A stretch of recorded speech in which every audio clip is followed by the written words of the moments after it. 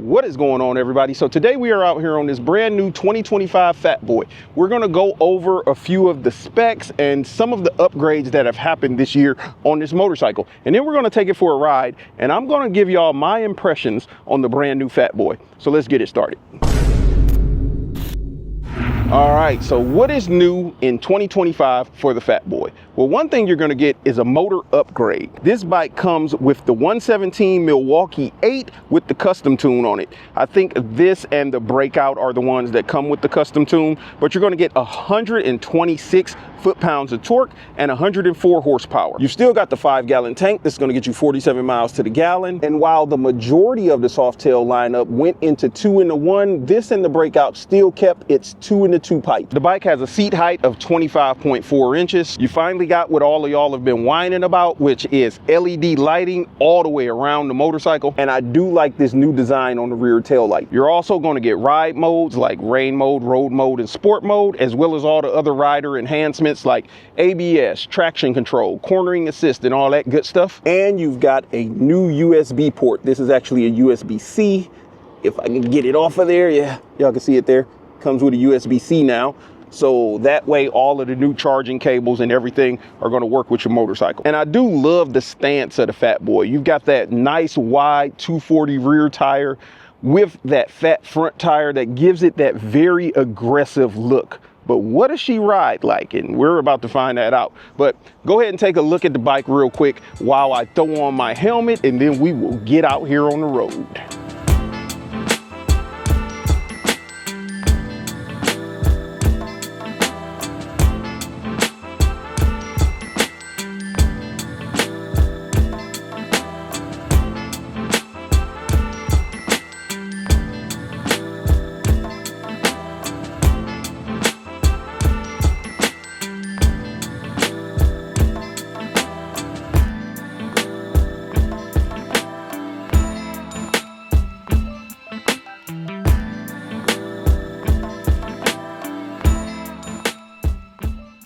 All right, let's hop on. So real quick, let's go over your controls as well as your speedometer. So you flip it down right here. You've got your stop and run switch. And then if you press that in, that's your start switch. You've got your hazards, your traction control, your mode button, as well as your right turn signal.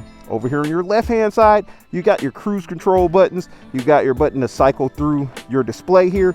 You've got your left turn signal, and you've got a horn. There we go. You've also got your high and low beam switch right up top. For your mode button, you just press this mode button and you're gonna see it go from S to a rain cloud, which is rain mode, to a road, which is road mode, and then back to S, which is sport mode. But we're gonna start in rain mode. If you click this button, you will be able to cycle through your display, which will get you your mileage, which is showing now. Then you got your trip A, your trip B. You've got your remaining mileage to this tank of fuel, which is 150 miles. You've got your clock, you've got your RPM, and then you get a tire gauge. You get your front tire pressure as well as your rear tire pressure. And then you're back to your mileage. You also got a bunch of indicators here to help give you some indications of the motorcycle, such as your ABS light, your traction light, your check engine light, your oil, and your neutral light. And there's some more over there that are not lit up, and I'm happy they aren't. All right, so what we're gonna do is get her cranked up, get out here on the road, and let you know my thoughts, my thoughts personally on the Fat Boy.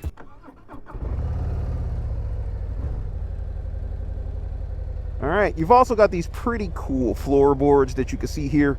It's gonna give you some room to adjust them feet. Let's get to cruising out on the 2025 Fat Boy.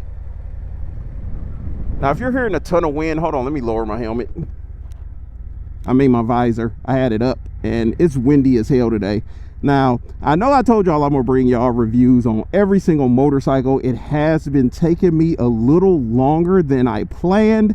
I do apologize, but hey, shit happens, and that shit is considered life. I've had a lot of things going on personally, if you know what I mean. So let's go ahead, and I would play with these cones, but they're kind of close.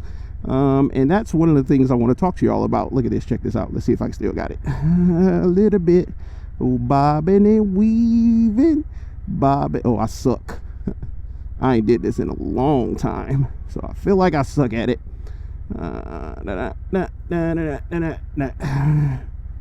Yeah, well, got better towards the end. Let's do it again. I didn't like the way I handled that.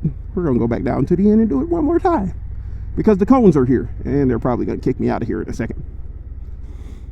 I don't know what these cones are for. Looks like they were doing some type of drifting practice. We are up here at the raceway, so you never know what was going on up here. All right, we're gonna go just straight on down the lineup. All right, we'll go left then right. They're not as tight together as I feel like they should be, but we're getting her done a little bit here. There we go. Probably could have done it faster, but hey, it got done. All right, let's get out here on the road. All right, so first things first, we are in rain mode. Rain mode is going to be your muted mode, or you're not going to get as much throttle response, because rain mode is meant to prevent that rear wheel from slipping when you're accelerating and the ground is wet. The benefit of that, I've said it in previous videos, is it's great for newer riders, because it'll let you get comfortable with the power and the performance of this motorcycle without it being out of hand or too much for you, so that way you can grow with your bike. So if you're thinking about getting a specific softail and it's one of these 2025 models, but you're a little bit intimidated because you're a newer rider, just know there is a rain mode that will definitely help you grow into the motorcycle. And my thing is, I always suggest getting the bike you like the most, because the more you like the bike, the more likely you're going to ride it. There are so many people out here who get these beginner bikes and these 250s and these 300s, like, oh, I'm gonna just learn on this, and they're completely done with it after like 6 months. And then that's a complete waste of money, because you're going to lose on it when you go to sell it. So get the bike you want, especially on these newer ones. If you got ride modes, hey, get one of the ones you want and just ride in rain mode till you're comfortable with the bike. But as you can see, rain mode is quite toned down. If you accelerate on the throttle, that was basically wide open. It's not going to really do anything or accelerate really aggressively. So it's definitely going to prevent that rear wheel from slipping, as well as from scaring the shit out of you newer riders out there. Now, I'm not saying all newer riders get scared either, because I've seen some people go balls to the walls right after coming out of riding academy. So let's go ahead and jump into road mode. Road mode is the mode that most people will spend the majority of their time in.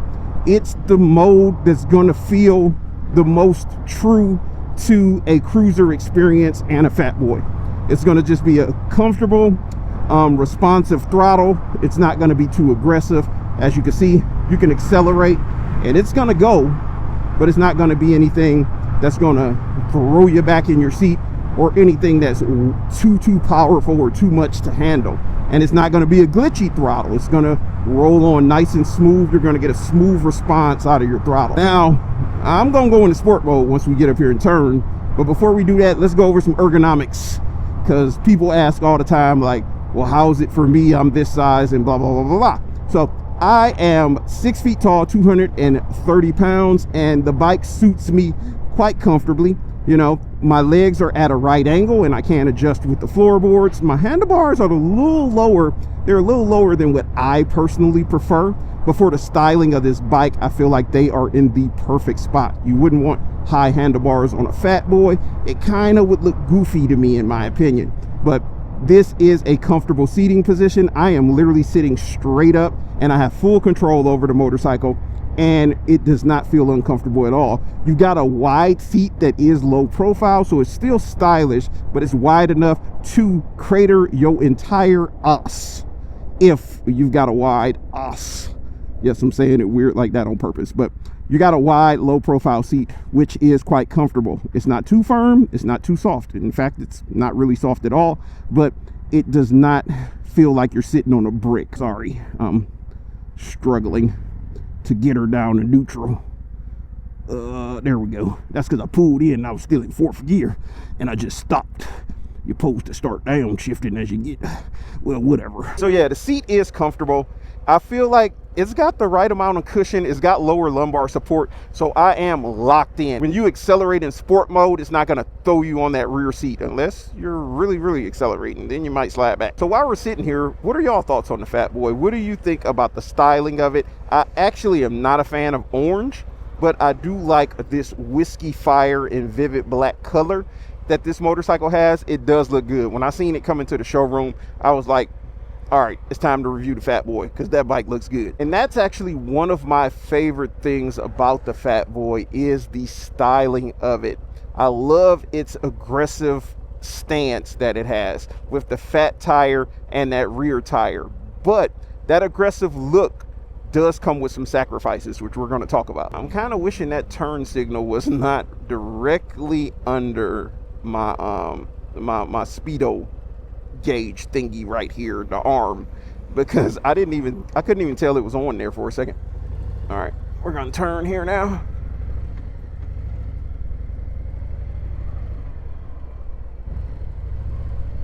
Let's jump on over here into sport mode.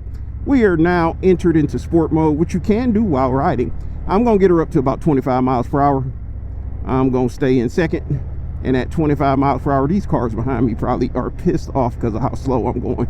I'm gonna just accelerate as soon as we get over the crest of this hill. In 5, 4, 3, 2, let's go. Oh God! Woo! okay, baby.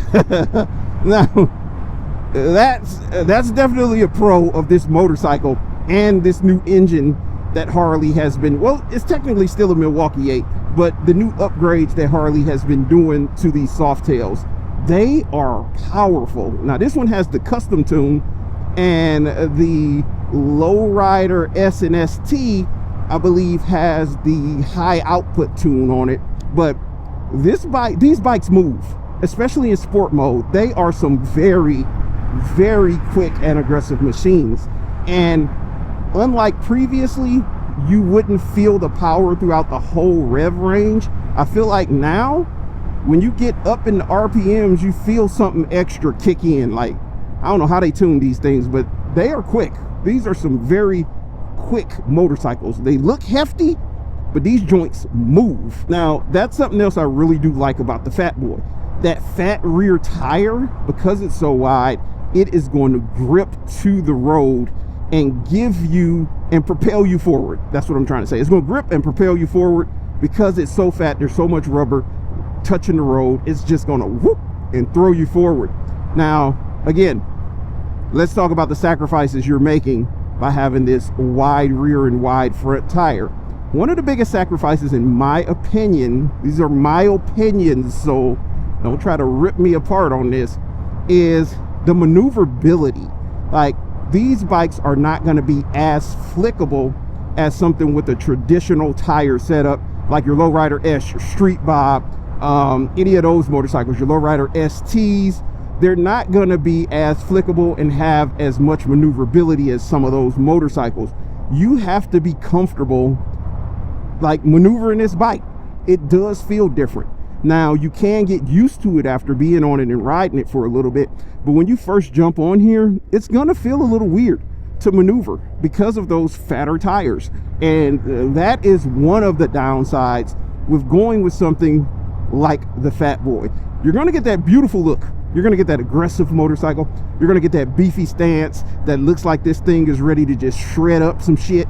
But when you get out here and you start maneuvering it, it's a little bit different, and some people just ain't comfortable with maneuvering one of these motorcycles. Now, can you get completely comfortable on it? Hell yeah, you can. Just get out and ride your motorcycle. The more you ride it, the more comfortable you're gonna get with your specific motorcycle. Now, I don't ride Fat Boys a whole lot. I do probably ride them more than some of you, so I'm comfortable maneuvering this bike, but by no means am I a straight up beast at maneuvering this motorcycle. I am comfortable with the capabilities of the motorcycle and what it can do, but in the end, it's a different feel than my Dyna and what I'm typically used to riding. But it does do this. Woo! It moves. This bike will move your soul. In a straight line, it feels amazing. When you're coming in the corners, if you're doing it right, it's perfectly fine. But if you're coming in hot, it might feel a little weird to you. You might get a little squirmish and you might tighten up your butthole just because of how fat those tires are. And when you go to lean it, it just feels a little bit different. But the cool part about those fat tires is there's more rubber to grip the road. But the tire also isn't as like rounded as your traditional tire. It's a little bit more wider. So it's a wider U shape instead of more of an aggressive one, which lets you flick the bike around a lot more. But overall, it's a solid machine with plenty of performance and a stylish look. Now, when it comes to if I would personally pick up a Fat Boy, probably not, because it's not for my riding style. I like something that's a little bit more flickable. But would I get out and ride one of these? Absolutely. And my mind may change if I had one of these for an extended period of time.